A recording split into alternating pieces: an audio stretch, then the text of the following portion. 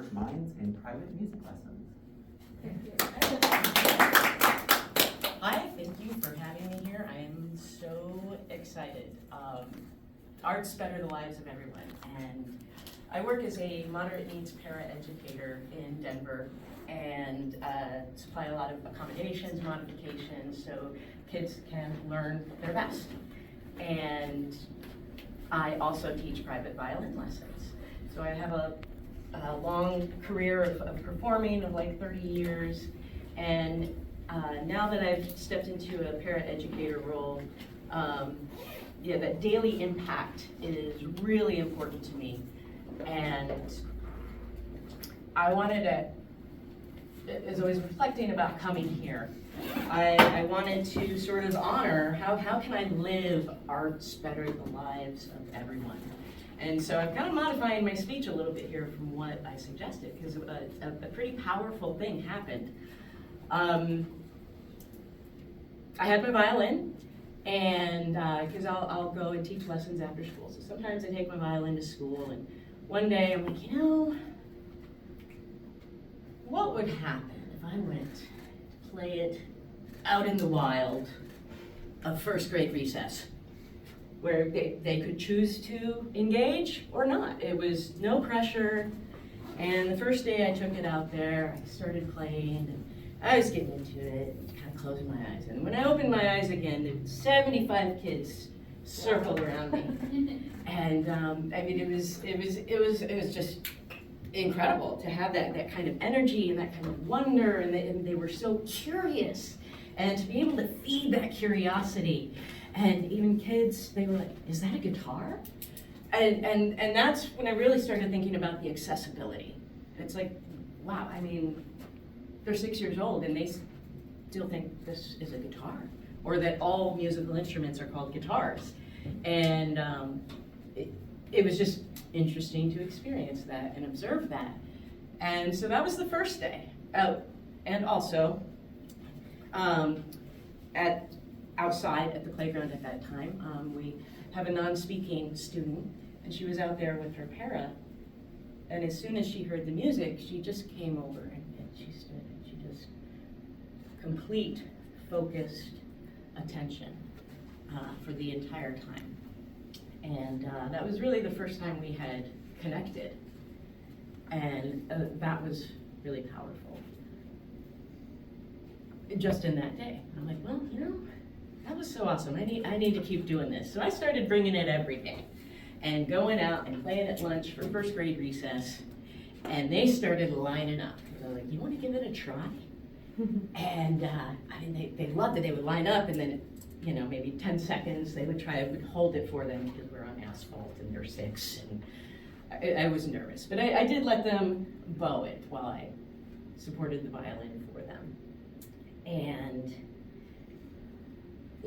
dozens of kids came, and the kids who, had their curiosity satisfied that first day, just continued with their games, and that was fine. There was no pressure to engage. But the kids that were curious, they had access, and that was so powerful. They got in line, and they kept getting in line and giving each other turns.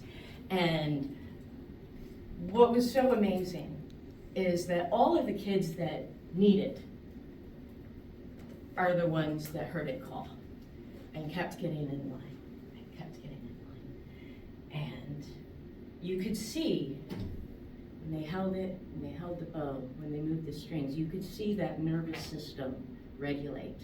You could see the breathing slow down and calmness, and you are ready to receive information in that state. And a lot of times, kids are really escalated, and you're not going to be able to get through to them in that state. You need that calmness, that sense of discovery, that sense of wonder. Oh my God, I've never seen this before. I have to know everything about it. And I think we can all relate to that feeling. And, I just want to give that to kids, because to see it happen is amazing. So let me get to day 2. So next day, I come out, they're in line. But before I got there, our non-speaking student was out there with her para alone, and they were across on the other side of the playground. And I walked out there and had my violin, and she looked up and she saw it, and she ran straight for it, and she ran up to it, and she grabbed it, and she was like, mine. And to see that connection, that, oh my God, this is my thing. This is something I am into, like powerful stuff. Her para was taking pictures and video so we could share it with the teacher. We let her hold the violin and play the bow, and what was so amazing is that bowing is hard, and especially for little kids with the motor skills to learn. And it's just so beautiful, so smooth, and it was creating that safe space for them to explore, creating that space of trust. You don't have to do this. This is just a fun thing. You can engage with it or not. And then they were so supportive of each other. And they would get excited about what other kids would try. They're like, oh my God, you're really good. And I don't like the good, bad binary, but I like the kids supporting each other and encouraging. And especially some of these kids aren't really getting encouragement in other areas. And it's just a powerful thing. And I feel like maybe a dozen of those 6-year-olds heard the call. And one in particular, very energetic little boy, and he runs in the opposite direction anytime you see an adult. And he got in line.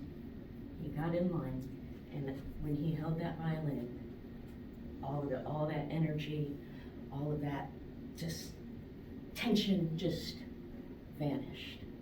And he was suddenly the most patient, the most delicate. He got the most beautiful sound out of his bow without having ever done it before.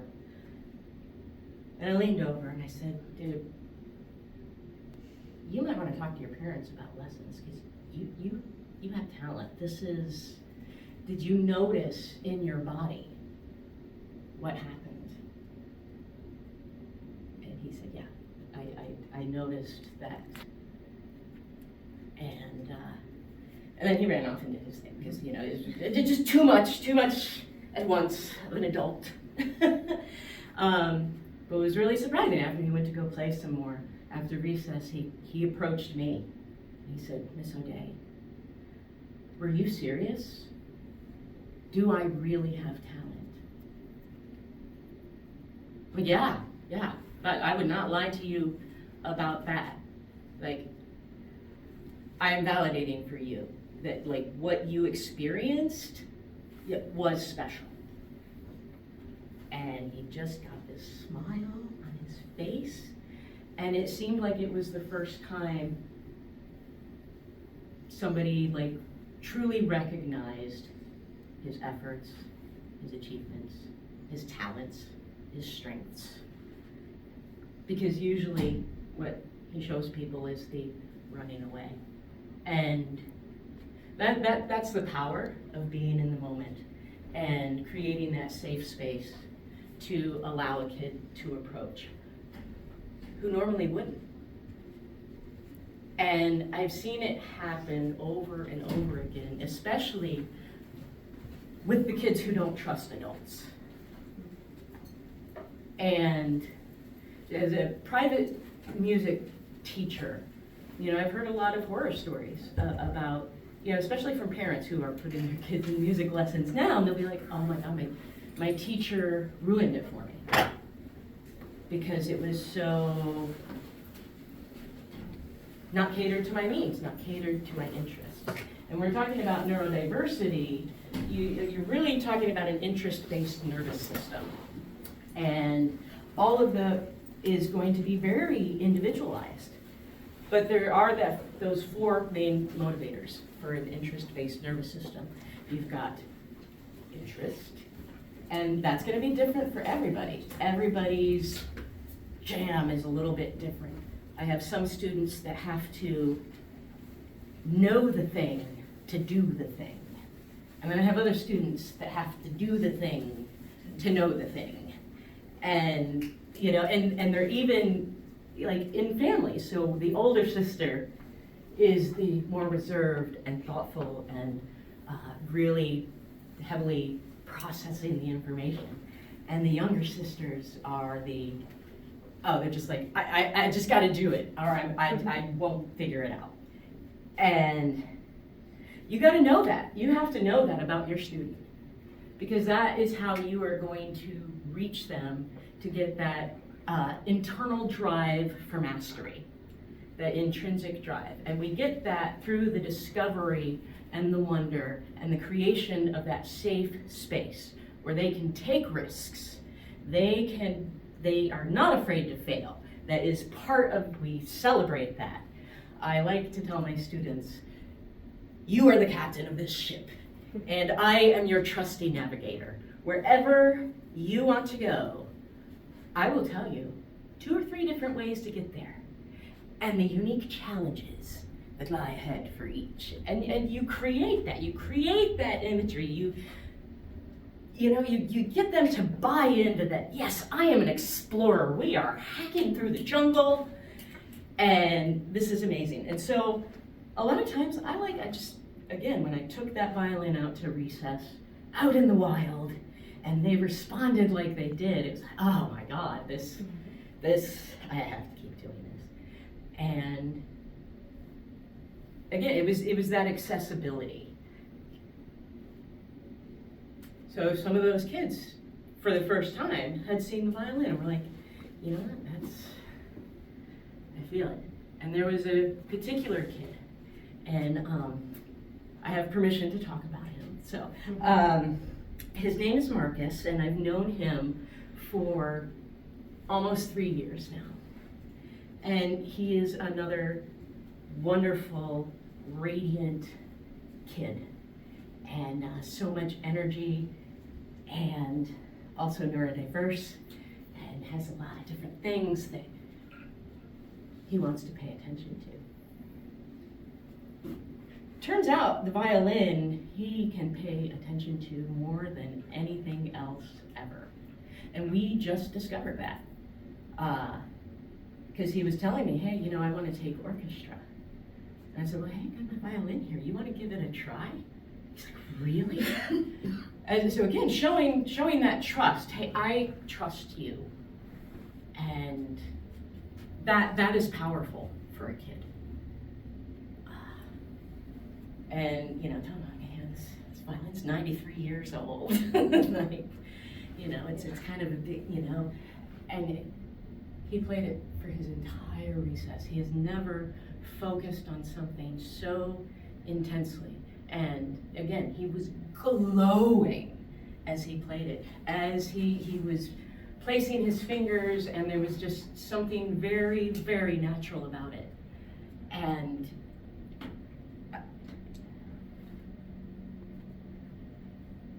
I told him, I said,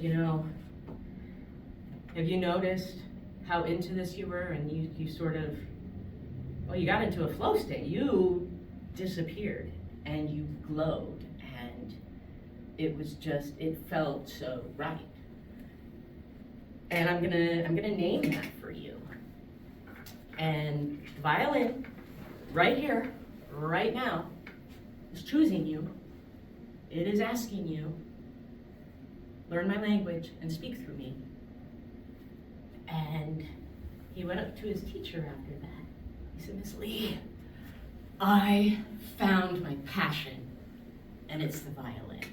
And he's signed up for orchestra, and I told him, I said, I will be there for you. If you hear the call and you want a violin mentor, I will be that for you. And he said, you're the only one I trust. And, it took 3 years. It took 3 years to get there, that I've been trying to build this trust.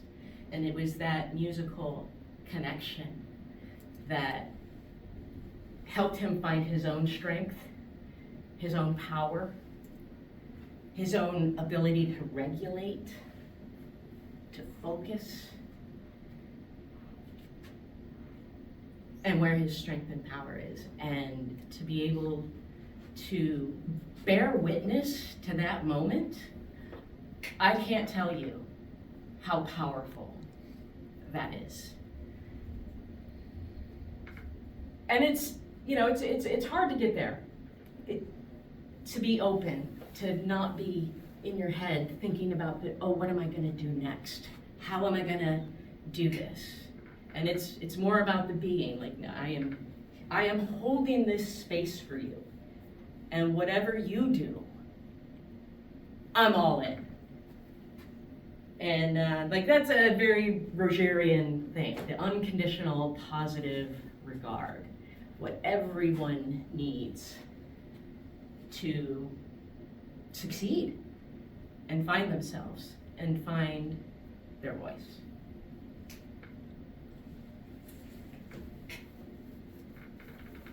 So a lot of this is about finding your voice and how to speak, and that's kind of why I'm here today. I was diagnosed with ADHD 2 years ago and started stimulant medication, and it absolutely changed my life. As I was walking here, I was kind of feeling a little nervous. I was feeling like, oh gosh, I've never done this before. It's a little,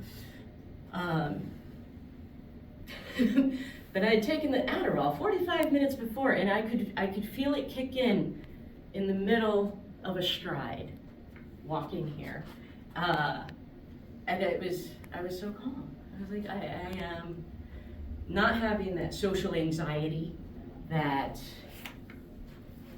it's the power in finding your own voice through helping kids find their voice. Like, wow, it is transformative. It's absolutely transformative, because I never would have imagined that I would be speaking in front of people. And now it's, you know, after watching the presentations yesterday, like, yeah, if not me, then who? Who's gonna talk about it? But this power of play, that the first language, every kid's natural language, is how they process the entire world. And that is how you get in tune with them, is just through play and letting them lead and encouraging the exploration, encouraging the discovery, encouraging small, maybe in your mind, maybe in other people's mind, very small achievements. But those build, that small achievement gets to a bigger achievement, to a bigger achievement, and they just explode exponentially. I think that was my 2 minutes. I can kind of get on a roll. But it has been an absolute pleasure to be able to come out here and connect with all of you and see a whole new world open up for me in advocacy and how to do it. And I don't know what I'm doing, but I know I can live it. I know I can bring it every day. And that's just what I'm going to try and do. So thank you very much.